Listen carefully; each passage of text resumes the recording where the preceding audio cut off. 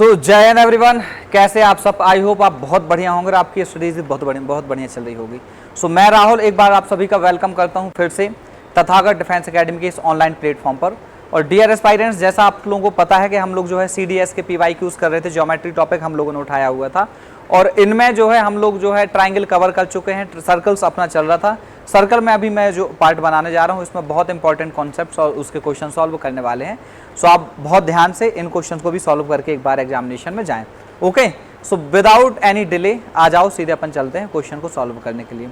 आपके स्क्रीन पर, आपके सामने, आपकी आंखों के सामने ये रहा आज का पहला क्वेश्चन। और कई बार आपको स्टेटमेंट बेस्ड क्वेश्चन भी मिलते हैं एग्जामिनेशन में, उनसे डरना नहीं है, बल्कि आपके क्या होना चाहिए, कॉन्सेप्ट थोड़े से क्लियर होने चाहिए, तो वो बहुत ईजी होते हैं उनको सॉल्व करना। जैसा कि ये रहा, आप पहला क्वेश्चन देखो, 2022 के फर्स्ट एग्जामिनेशन का क्वेश्चन है। तो मैं पढ़ता हूँ क्वेश्चन। इसमें ये लिखा है मेरे भाइयों कि कंसीडर द फॉलोइंग स्टेटमेंट्स। जो फॉलोइंग स्टेटमेंट्स है उसको हमें क्या करना है, थोड़ा ध्यान लगाकर देखना है क्या बोल रहे हैं। उनने ये बोला कि इफ टू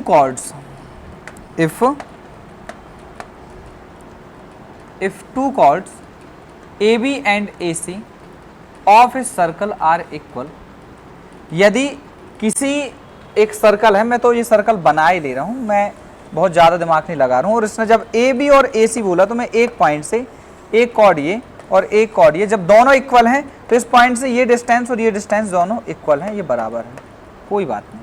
ओके, इन्होंने बोला कि are equal, then the centre of the circle lies on the angle bisector of angle CAB। तो अगर मैं AB और AC मैंने इनको नाम दिया है तो ये बोल रहा है कि इनका जो एक जो आपका इसका सेंटर होगा, जो इसका सेंटर होगा वो इसके एंगल बाइसेक्टर पे ही लाइज करेगा। क्या ये बात सही है? बिल्कुल, ये बात एकदम सही है। ये जब आपका इसका एंगल बाइसेक्टर खींचोगे, आप कोई भी आप कॉर्ड जो आपके पास में एक पॉइंट से दो इक्वल कॉर्ड्स होंगी, वो हमेशा जो है ये भाई साहब ये इसका एंगल बाइसेक्टर जो है इसके किससे जाता है। और उसके लिए देखो अपन को बहुत ज़्यादा सोचने की ज़रूरत नहीं है। मैं ये बोल रहा हूँ कि अगर इसमें क्या कर देंगे अपन, कॉन्ग्रुएंसी प्रूफ कर देंगे। जैसे मैं अगर इसको मैं मिला दूँ, मैंने सेंटर से मिलाया और मैंने इसको भी मिला दिया, तो मैं क्या प्रूफ कर दूंगा कि जो दो ट्राइंगल बने हुए हैं, दोनों के दोनों एक दूसरे के क्या है, कॉन्ग्रुएंट हैं। क्या है मेरे भाइयों? कॉन्ग्रुएंट हैं। क्या हम ऐसा प्रूफ कर सकते हैं? बिल्कुल कर सकते हैं। मुझे एक बात बताओ कि अगर मैं इसको नाम दे दूं सेंटर को O, तो आप बोलोगे कि सर AC और AB तो ऑलरेडी बराबर हैं ही। बिल्कुल सही है सर, जो गिवन है। अगर बोलोगे OC और OB दोनों की दोनों क्या है, रेडियस है, तो ये रेडियस ही बराबर होनी चाहिए। बिल्कुल सही भाई, बात सही है। क्या OA जो है बराबर है, तो ये क्या है, कॉमन है। तो क्या मैं ये बोल सकता हूं मेरे भाइयों कि साइड और साइड प्रॉपर्टी से ट्राइंगल जो है OAC ये कॉन्ग्रुएंट होगा। क्या होगा मेरे भाइयों? कॉन्ग्रुएंट होगा OAB के, ट्राइंगल OAB के। और आप लोगों को पता है कि अगर कॉन्ग्रुएंसी जो है अगर मैंने प्रूफ कर दी, तो उसमें कॉन्ग्रुएंसी का मतलब ही है कि उनकी एक एक पॉइंट, एक एक साइड, एक एक एंगल सारे के सारे बराबर हो जाएंगे। क्या आप लोगों को बातें पता है?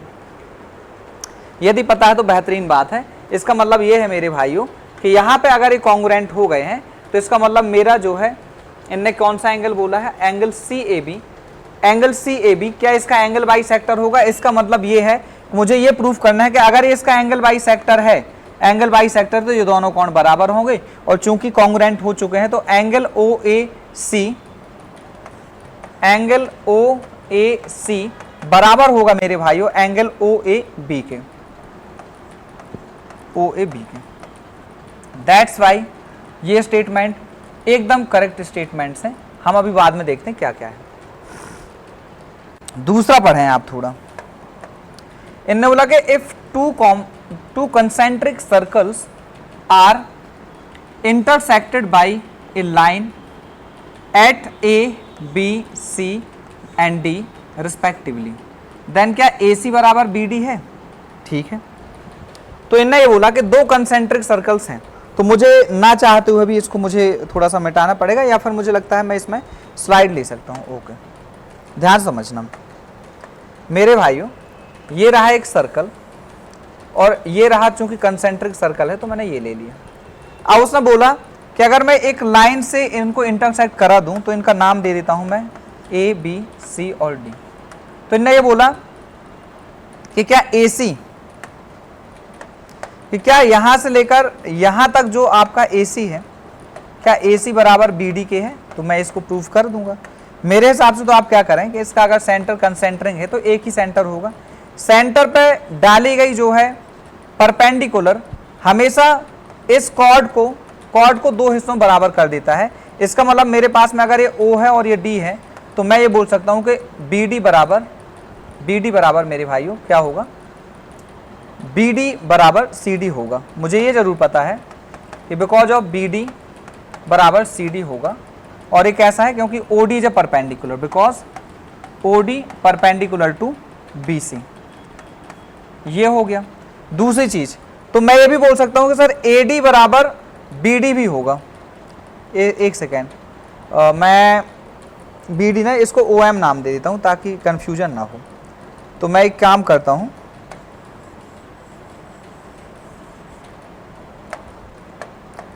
मैं बोल रहा हूं आप लोगों से कि देखो BM और MC दोनों इक्वल होंगे। BM will be equal to CM because of OM perpendicular to BC भी परपेंडिकुलर है, इसलिए दोनों चीजें बराबर हो जाएंगी। सही है। दूसरा एंड ऑल्सो, एंड ये बोल सकते हैं अपन कि AM will be equal to DM। ये भी बिकॉज ऑफ OM परपेंडिकुलर है किसमें, AD पर। A से लेकर D पे ये इसके परपेंडिकुलर बाइसेक्टर का काम करेगा, इसलिए वो भी बराबर है। मुझे बताओ मेरे भाइयों कि यदि यहां से लेकर यहां तक मैं x मानूं तो आप बोलोगे सर ये भी x होगा। अगर मैं यहां से लेकर यहां तक y मानूं तो सर ये वाला क्या होगा, सर y माइनस x होगा। तो आपको पता है AM बराबर ये भी है, तो ये भी आपके पास में कितना होगा, y होगा। तो ये वाला पार्ट कितना होगा, y माइनस x होगा। तो क्या मैं ये बोल सकता हूं कि उनने जो बोला कि क्या A से लेकर C तक की डिस्टेंस और B से लेकर D तक की डिस्टेंस बराबर होगी, दैट्स वाई ये क्या हो जाएगी, बिल्कुल ही सही बात है कि AC बराबर होगा मेरे भाइयों किसके, MD के, सॉरी BD के। दैट्स वाई ये बात भी जो है प्रूफ होती है, एकदम सत्य बात है। अगर सत्य बात है तो इसका मतलब मेरा दूसरा वाला स्टेटमेंट भी क्या है, सही है। तो उन्होंने बोला कि which of the above statements is are correct, so both 1 and 2 are correct. इसमें ऑप्शन सी होना चाहिए। इसमें क्या होना चाहिए मेरे भाइयों, ऑप्शन सी होना चाहिए। आई होप ये क्लियर हो चुका होगा। मैं थोड़ा आगे बढ़ता हूं। ये रहा नेक्स्ट क्वेश्चन। इनने ये बोला, इस वाले क्वेश्चन पर ये बोल रहा है मेरे भाइयों जो है कि a circle of radius 25 centimetre has a chord of length 48 centimetre. ठीक है, इनने बोला कि एक सर्कल है जिसकी रेडियस 25 सेंटीमीटर है, पे एक कॉर्ड जो है कितने सेंटीमीटर की है, 24 सेंटीमीटर की है, 48 की है।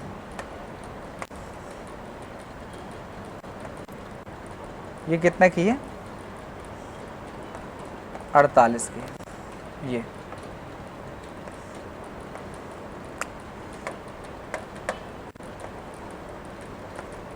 की। तो आपको पता है कि अगर मैं इसमें परपेंडिकुलर खींचूंगा तो यहां से मुझे पता चल गया कि ये और ये बराबर होंगे, तो 24 की ये होगी, 24 की ये होगी।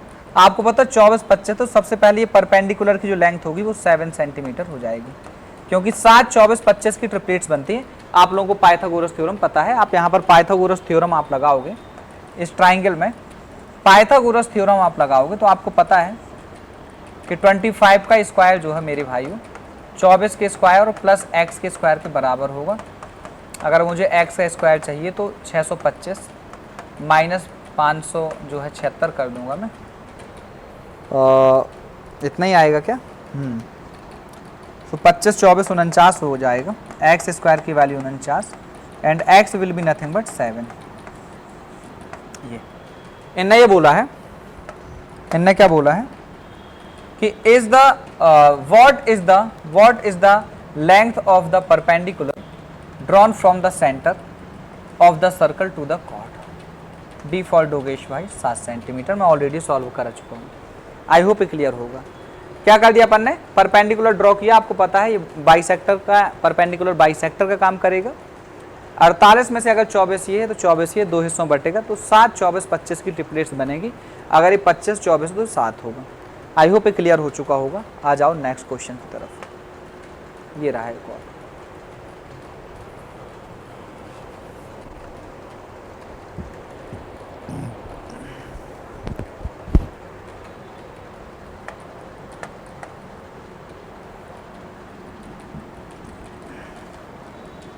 टू सर्कल्स टच एक्सटर्नली, दो सर्कल जो है एक्सटर्नली टच करते हैं।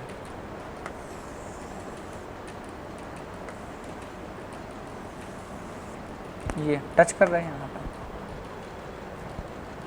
The sum of their areas is 89 pi square centimetre. 89 pi square centimetre. अगर मैं इसकी रेडियस R1 मानता हूँ, इसकी रेडियस को R2 मानता हूँ, R2 मानता हूँ, R2 मानता हूँ, तो इन्होंने बोला कि इन दोनों के एरिया का सम जो है pi R1 square plus pi R2 square is equal to मेरे भाइयों 89 पाई के 89 पाई के बराबर है। आपको बता पाई सारे खत्म हो जाएंगे तो बचेगा आपके पास में R1 square plus R2 square will be nothing but 89, इसके बराबर हो जाएगा। हाँ है ना। आगे देखना, इनने बोला कि the distance between their centres is 13 centimetre. उनके सेंटर्स के बीच में जो डिस्टेंस वो 13 सेंटीमीटर की है।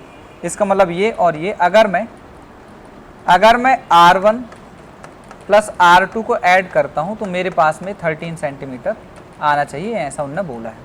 कोई बात नहीं। उन्होंने बोला कि what is the difference there radii. मुझे R1 माइनस R2 जो है का मॉड डिफरेंस पूछा है, तो ये निकालना है मुझे क्या होगा। आई होप क्लियर होगा मेरे भाइयों। अगर मैं इसका स्क्वायर करता हूं, अगर मैं इसका स्क्वायर कर दूं तो आप बोलोगे सर R1 प्लस R2 का होल स्क्वायर जो है वो R1 square plus R2 square plus 2R1 R2 के बराबर हो जाएगा। तो मुझे क्या है, बेसिकली मुझे ये वैल्यू चाहिए मुझे यहाँ से। तो मैं यहाँ से बोल दूंगा सर 13 का स्क्वायर, इसकी वैल्यू मुझे पता है यहाँ से क्या है 89 है। सो 89 plus twice of R1 into R2। मुझे पता है कि अगर मैं twice of R1 into R2 यहाँ पे रखता हूँ मेरे भाइयों तो 169 में से 89 जाएगा, तो 69 तो ये चले गए, 20 और चले गए, तो मेरे हिसाब से यहाँ पे 80 बचेगा। तो 2 से काटोगे तो 40 बार ही चला जाएगा। तो R1 R2 की मेरे पास वैल्यू मेरे भाइयों कितना होगा, 40 होगा। R1 R2 की वैल्यू कितनी होगी, 40 हो जाएगी, 40 हो जाएगी। अगर ये ऐसा हो जाएगा तो अब एक बात बताओ कि मुझे R1 माइनस R2 चाहिए, तो मैं यहाँ पर R1 माइनस R2 का होल स्क्वायर अगर मैं करता हूँ तो मुझे R1 square plus R2 square plus 2R1 R2 मिलेगा। बस मुझे वैल्यू रख देनी है। इसकी वैल्यू मुझे पता है 89 है, और ये प्लस ना होकर माइनस में होगा। क्या हो जाएगा मेरे भाइयों, ये प्लस में ना होकर माइनस में होगा, प्लस में ना होकर माइनस में हो जाएगा। तो यहां से क्या हो जाएगा 89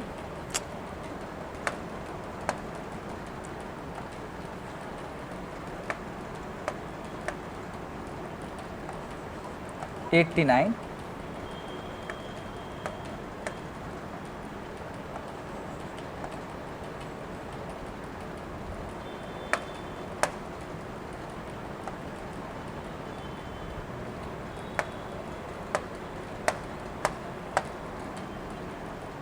कभी ना कभी तो चल ही जाएगा ये बोर्ड, कितना परेशान करेगा ये मुझे, तुम्हें और हम सबको, पूरी दुनिया को। इसको अपन चला कर ही रहेंगे। ये लो चल गया ना, तो टेंशन नहीं लेनी है, ठीक है। एकदम दिमाग को शांत रखो, गुस्सा बहुत आए लेकिन फिर भी कंट्रोल करो। और देखना R1 R2 की वैल्यू क्या 40 रख दूं मैं, ट्वाइस ऑफ है। बिल्कुल सर मैं रखे दे रहा हूँ, ट्वाइस ऑफ R1 R2 मतलब कितना 40। आपको पता है 80 घटेगा 9 बचेगा, मेरे पास में R1 माइनस R2 जो निकल के आएगा इसका रूट लगेगा मतलब 3 निकल के आएगा। सो C for Katrina Kaif is the right answer because वो 3 सेंटीमीटर गिवन है। मैं फिर से आपको समझा रहा हूँ, इन दोनों का एरिया जो है ऑलरेडी 89 पाई देकर रखा था, तो मैंने पाई कॉमन लेकर पाई से पाई खत्म करा और इसकी जो वैल्यू निकाल के रख दी मैंने। R1 का स्क्वायर प्लस R2 का स्क्वायर इज नथिंग बट 89। मुझे पता है R1 प्लस R2 गिवन है 13, क्योंकि डिस्टेंस ही देकर रखी है दोनों केंद्रों की, दोनों सेंटर्स की, तो ये 13 है। तो मुझे निकालो, ने बोला इनका डिफरेंस निकालो, मतलब R1 माइनस R2 मुझे निकालना था। तो मैंने क्या करा कि भाइयों अगर मैं इसका स्क्वायर करता तो मुझे R1 का स्क्वायर प्लस R2 स्क्वायर तो मिल जाता, लेकिन मुझे 2R1 R2 की ज़रूरत थी। जो 2R1 R2 की ज़रूरत थी वो मुझे कहाँ से मिलेगा, वो मुझे मिलेगा अगर मैं R1 प्लस R2 का होल स्क्वायर कर दूँ। तो मेरे पास में जैसे मैंने स्क्वायर किया तो वैसे ही मुझे ये दिखाई दिया ऐसा, मेरे पास में इसकी वैल्यू, मेरे पास में इसकी वैल्यू, तो मैं क्यों ना इसकी वैल्यू निकाल दूँ। और मैंने जब इसकी वैल्यू निकाली तो ये आया मेरे भाई सब, भाई लोगों 40 आया। तो मैंने R1 माइनस R2 का होल स्क्वायर करा, तो यहाँ से R1 square plus R2 square जिसकी ऑलरेडी मेरे पास में वैल्यू 89 है, और into 2 minus twice of R1 R2 जिसकी वैल्यू मैंने 40 निकाल ली है। जैसे ही रखा मेरे भाइयों 9 के बराबर आ गया। अब बिकॉज ऑफ मुझे डिफरेंस ही बस चाहिए, तो वो तो स्क्वायर था डिफरेंस का, तो मैंने रूट लगा दिया दोनों तरफ और R1 माइनस R2 कितना निकाल दिया 3। और ऐसा करने के बाद में C फॉर कैलिफोर्निया मुझे एक आंसर मिला जो कि 3 सेंटीमीटर दिखाई दे रहा है। आई होप क्लियर हो चुका होगा। तो आ जाओ नेक्स्ट क्वेश्चन की तरफ, ये रहा।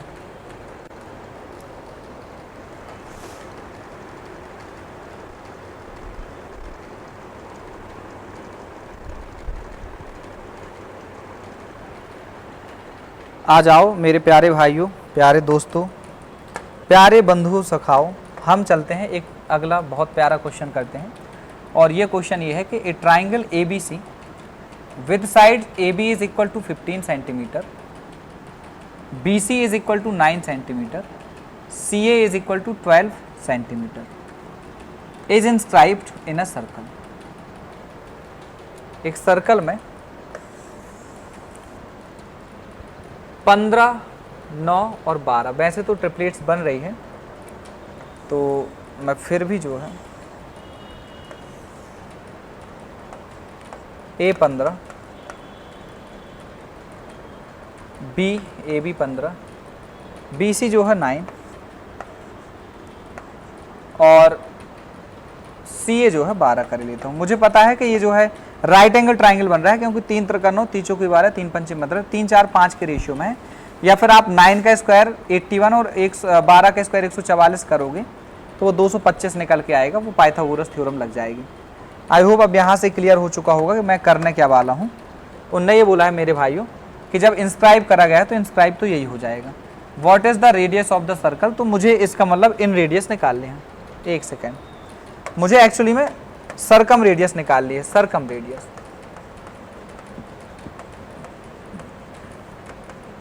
सरकम रेडियस मुझे पता है इसकी जो आर आएगी वो हाइपोटेनस पे इसका सरकम सेंटर बनेगा, तो जो कि आपके पास मेरे भाइयों कितनी होगी, ये सरकम रेडियस हाइपोटेनस बाई 2 होती है। हाइपोटेनस 15 है बटा 2 करोगे तो 7.5 centimetre. C for California, C for cat, 7.5 centimetre रखा है, मुझे आंसर मिल जाएगा। मुझे बहुत ज़्यादा प्रयत्न, बहुत ज़्यादा ट्राई की ज़रूरत करने की ज़रूरत नहीं है, बहुत ज़्यादा दिमाग नहीं लगाएंगे अपन।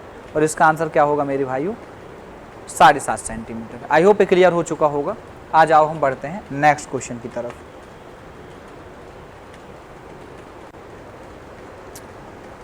तो आ जाओ, नेक्स्ट क्वेश्चन ये है मेरे भाइयों कि जो है what is the area of the circle approximately बोला है inscribed in a triangle with sides length 12, 16 and 20 centimetre. अब आपको पता है कि ये सर्कल को इंस्क्राइब करा है, तो मैं ऐसा बनाऊंगा,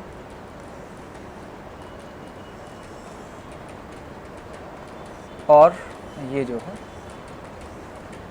एक्चुअली ये बना। अब मुझे पता मैंने ऐसा क्यों बनाया, राइट एंगल जैसे दिखाई दे रहा, क्योंकि मुझे यहाँ से पता ही चल गया कि 12 सेंटीमीटर, 16 सेंटीमीटर और 20 सेंटीमीटर, ये 4 × 12, 4 × 16, 4 × 5 = 20, 3, 4, 5 के रेशियो में है। इसका मतलब ये राइट एंगल ट्राइंगल है। पाइथागोरस लग रही है इसमें, क्या लग रही है? पाइथागोरस। आपको पता है कि 12 का स्क्वायर और आप प्लस 16 का स्क्वायर करेंगे तो ये भाई सब मेरे लोगों 20 के स्क्वायर के बराबर निकलेगा, इसलिए राइट एंगल ट्राइंगल है। आपको पता है कि जब राइट एंगल ट्राइंगल है तो इसका अगर मैंने नाम ही दे दिया, ये 12 है, ये 16 है और ये 20 है, तो आपको पता है कोई भी रेडियस, इन रेडियस जो होती है स्मॉल r, ये क्या है? इन रेडियस है,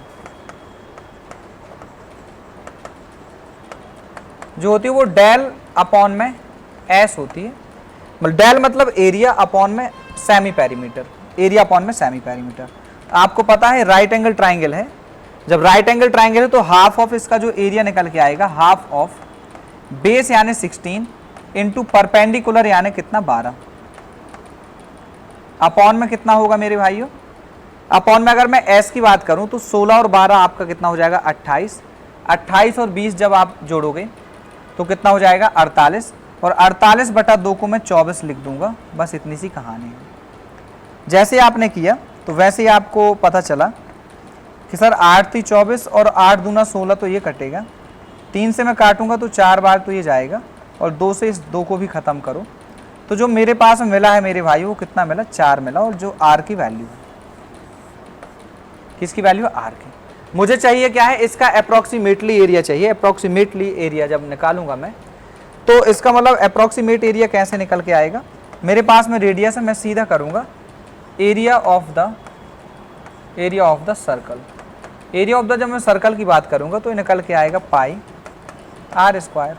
पाई की वैल्यू 3.14 रख देता हूँ क्योंकि अप्रोक्सीमेशन की बात करी गई है, और r स्क्वायर मतलब मेरे भाइयों 4 का square. It will be nothing but 3.14 and 16 multiply में होगा। 16 × 4 = 64, 16 × 1 = 16, 16 और 6 = 22, 16 × 48 और 2 = 50, तो ये अप्रॉक्सीमेटली 50 के बराबर है। मतलब मेरा बी फॉर भोला भाला भालू, B for Bollywood is the right answer. 50 square centimetre इसका आंसर जो है आएगा। अरे हाँ या ना, ध्यान से देखना कि जब मुझे पता चल गया कि 12, 16 और 20 है, तो अब ये राइट एंगल ट्राइंगल है और इसके अंदर का इंस्क्राइब किया गया, मुझे सर्कल का एरिया निकालना है। तो सबसे पहले मुझे सर्कल का एरिया निकालने के लिए भाई साहब उसकी रेडियस पता होनी चाहिए। अगर मुझे पता है कोई इंस्क्राइब किया गया है उसके अंदर है, तो मुझे इन रेडियस निकालना है। इन रेडियस जो होता है वो ट्राइंगल का एरिया अपॉन में semi perimeter of the triangle होता है, डेल अपॉन में एस होता है। तो मैं बहुत आसानी से उसका जो है क्या निकाल सकता हूँ? अंतः त्रिज्या यानी इन रेडियस निकाल सकता हूँ। मैंने इन रेडियस के लिए काम किया तो मुझे आर कितनी मिल गई मेरे भाइयों? आर यानी 4 मिली। मुझे जैसे 4 मिला मैं वैसे ही पाई r स्क्वायर की तरफ गया। पाई की वैल्यू जब मुझे 3.14 पता थी तो मैंने उसको भी रखा, और r में जो गिवन था 4, 4 का स्क्वायर भी कर दिया, और जब मैंने मल्टीप्लिकेशन किया तो अप्रॉक्सीमेटली आपको आंसर कितना मिला? 50 के आसपास मिला, जो कि ऑप्शन बी में दिखाई दे रहा है। तो ना तो मैं 48 की तरफ जाऊंगा क्योंकि वो 2 कम है, 2 बहुत कम है, और ना ही 52 की तरफ जाऊंगा, और 54 की तरफ तो कभी भी नहीं जाऊंगा, सपने में भी, है ना।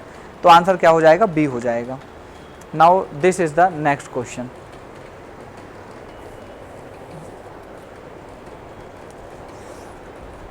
देखना ध्यान से।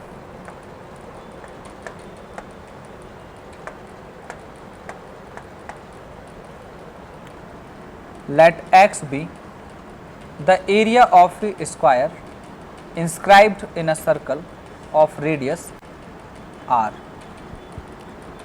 And y be the area of an equilateral triangle inscribed in the same circle. ठीक है, तो अब उसने बोला कि x जो है एक ऐसा एरिया ऑफ द स्क्वायर है जो कि इंस्क्राइब किया गया है एक सर्कल के अंदर। सर्कल के अंदर मेरे भाइयों जब एक स्क्वायर जो है ड्रॉ किया जाएगा तो आपको पता है कि इसका जो डायगोनल होगा, इसका जो डायगोनल होगा मेरे भाइयों, वो आपको पता है एरिया इसका गिवन है। एरिया आपको पता है साइड स्क्वायर होता है और ये गिवन है x, तो आपके पास में साइड स्क्वायर ऑलरेडी पता है। साइड क्या निकल के आएगी? साइड निकल के आएगी मेरे भाइयों रूट x। जब रूट x निकल के आएगी तो आपको पता है कि डायगोनल जो है इसका क्या हो जाएगा? Root x root 2, it means root 2x diagonal हो जाएगा। आपको पता है इसका जो डायगोनल है वो रेडियस का काम, डायमीटर का काम करेगा। तो इसका मतलब ये है कि मेरे पास में जो स्मॉल r आने वाला है, जो कैपिटल स्मॉल r जो इन्हें ऑलरेडी सर्कल की देकर रखी है, तो स्मॉल r की जो वैल्यू होगी मेरे भाइयों, स्मॉल r क्या हो जाएगा? इसका डिवाइड बाई 2, क्योंकि ये रूट 2x डिवाइड बाई 2 होगा और ये भी रूट 2x डिवाइड बाई 2 होगा। तो रूट 2 और आपका x डिवाइड बाई जब 2 आप करोगे तो आपको पता है फर्दर में root 2 into root x upon में इसको रूट 2 इंटू रूट 2 कर सकता हूँ और एक रूट 2 से एक रूट 2 ख़त्म हो जाएगा। तो मेरे प्यारे भाइयों ये जो बचेगा ये कितना निकल के आएगा मेरे पास में? ये निकल के आएगा root of x by 2। I hope r की वैल्यू मुझे पता चल गई है, रूट ऑफ x बाई 2। अब जो है इनने क्या बोला कि अब y जो है मेरे भाइयों, y जो है वो area of an equilateral triangle है जो कि इंस्क्राइब किया गया है सेम सर्कल के अंदर।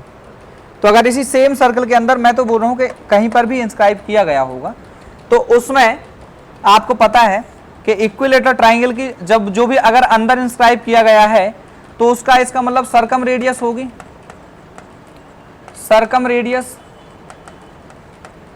ऑफ इक्विलेटरल ट्राइंगल जो कि होती मेरे भाइयों साइड बटा रूट 3, साइड बटा रूट 3। और अब जब आपको पता है कि साइड जो है ये r मुझे पता चल गई, तो ये इसकी वैल्यू कितनी है? रूट x बाई 2, तो मैं यहां पर रखे दे रहा हूं। इसकी वैल्यू है रूट x अपॉन में रूट 2 बराबर कितना हो जाएगा मेरे भाइयों?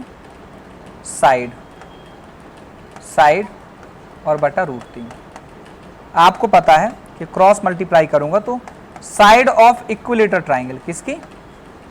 इक्विलेटरल ट्राइंगल की जो साइड निकल के आएगी मेरे भाइयों रूट इंटू 3x बाई कितना? रूट 2, ये निकल के आएगी। अब आपको पता है मैं फाइनल सॉल्यूशन अब यहां पर लिख रहा हूं, थोड़ा ध्यान से समझ लेना। यहां पर फाइनल सॉल्यूशन यहां पर इतनी सी जगह मैं लिखने जा रहा हूं, थोड़ा शांति से समझना। उनने बोला कि अगर मैं इक्विलेटरल ट्राइंगल का एरिया निकालता हूं तो ट्राइंगल का एरिया कितना हो जाएगा? Root 3 by 4, root 3 by 4 side square, side का स्क्वायर होता है तो मैं बस इसमें रखे दे रहा हूं। ये आपका कितना निकल के आएगा? y गिवन है, ये क्या है? y है। तो y is equal to root 3 by 4 और साइड कितनी मिल गई मुझे? Root 3x, root 3x upon में रूट 2 का क्या हो जाएगा? स्क्वायर हो जाएगा। अब आपको ये जरूर पता चल गया होगा कि स्क्वायर जब खुलेगा तो इधर 4 2 जा 8y और इधर 3 3 जा 9, मतलब रूट 3 खुलेगा तो 3 और रूट 3x आएगा, तो मुझे मिलेगा 8y, 8y is equal to 3 root 3 of x। और इसका मैं अगर एक बार स्क्वायर कर दूं, क्योंकि मुझे सारे ऑप्शन स्क्वायर में दिखाई दे रहे हैं, तो 64 y square will be nothing but 3 3 जा 9 3 जा 27, 27 x स्क्वायर। और इस टाइप का जो मेरे भाइयों आंसर होगा वो सही माना जाएगा। तो ने बोला कि तब इनमें से कौन सी बात सही है? Which of the following is correct, which of the following is correct. तो 27x square is equal to 64y square, यानी B for Bollywood is the right answer. ये अभी भी आपका सही हो गया, मैंने क्या किया, बहुत सारी चीज़ें हैं जो आपको पता होनी चाहिए थी इसमें। एक तो सिंपल सा क्या होना चाहिए पता कि अगर इसका स्क्वायर है तो जो इसका डायमीटर होगा वो इसके डायगोनल, जो इसका स्क्वायर का डायगोनल होगा वो डायमीटर ऑफ द सर्कल का काम करेगा, क्योंकि उसी के अंदर क्या किया गया है, उसको इंस्क्राइब किया गया है स्क्वायर को। दूसरी चीज़ ये है कि जब मैंने r की वैल्यू निकाली तो r मुझे मिल गया, ये आपको पता है इसका एरिया क्या है, x है, तो x will be equal to side square, side of the square की बात कर रहे हैं तो साइड ऑफ द स्क्वायर निकल के आए मेरे भाइयों रूट एक्स। रूट एक्स है तो आपको पता है इसका डायगोनल रूट 2x होता है, रूट 2 मतलब a रूट 2 होता है, साइड रूट 2, तो साइड कितनी है रूट एक्स और इंटू रूट 2 यानी रूट 2x अंदर हो गया। अब जब पूरा डायगोनल ही आपके पास में निकल के आ गया तो मुझे पता है इसकी रेडियस जो आपके पास में निकल के आएगी r, यानी पूरा डायगोनल बाई 2, तो ये आपका आंसर एक ये मिला r। जब मुझे r मिल गया तो आपको पता है कि circum radius of the equilateral triangle जो कितना होना चाहिए, साइड अपॉन में रूट 3 होना चाहिए, और r ऑलरेडी उसका गिवन है तो मैंने r के पास में सामने रख दिया, तो यहाँ से मुझे side of the equilateral triangle मिल गई। और जैसे मुझे साइड मिली मेरे भाइयों तो मैंने इक्विलेटरल ट्राइंगल का रूट 3/4 साइड का स्क्वायर एरिया लगाया और वहाँ से मैंने आंसर निकाल दिया। आई होप ये क्लियर हो चुका होगा। और जब मुझे एक रिलेशन मिला x और y में तो उसमें मुझे ऑप्शन बी वैसा का वैसा दिखाई दिया, इसलिए मैंने बहुत ज़्यादा दिमाग ना लगाते हुए सीधा आंसर बी फॉर बॉलीवुड को मार्क कर दिया। आई होप आपको ये भी समझ में आ गया होगा। नेक्स्ट देखते अपन क्या है। ओके, तो अभी जो है आज का सेशन भी एंड होता है मेरे भाइयों, फिर अपन जो है इसी जोश और इसी एनर्जी के साथ में मिलते हैं किसी और न्यू सेशन में। तब तक के लिए सभी को जय हिंद जय भारत।